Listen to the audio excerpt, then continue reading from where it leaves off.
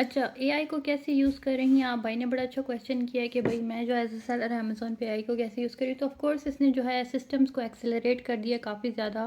पहले जो चीज़ें हम मैनुअली करते थे, टाइटल लिखना, डिस्क्रिप्शन, बुलेट पॉइंट्स, अब जो है you can just put in some good prompts.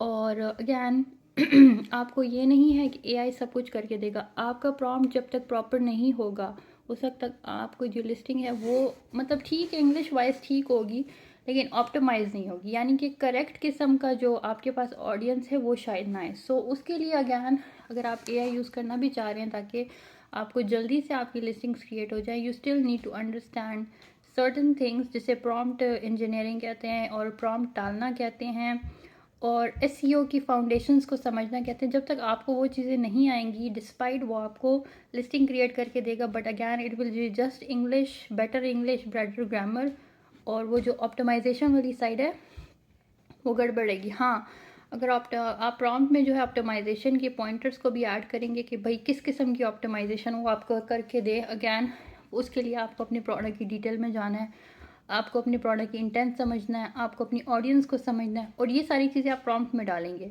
जब ये डालेंगे तो एक यूज़ तो सिंपली ये हो गया एआई का।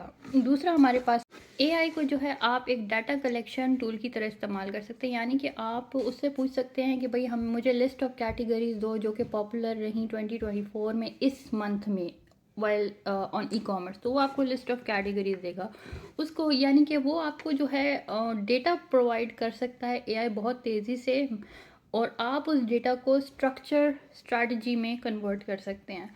सो अगैन एआई को इस्तेमाल करने का तरीका आना चाहिए। एआई के पास इंफॉर्मेशन है, किताबों में भी इंफॉर्मेशन होती है, लेकिन इस्तेमाल करने का तरीका आना चाहिए। उसको उसके आंसर्स को अंधाधुंध फॉलो नहीं करना होता, उसको समझना होता है, उसको प्रॉपरली उसके अराउंड स्ट्रैटेजी क्रिएट करनी होती है, and only then you will find it beneficial for your business.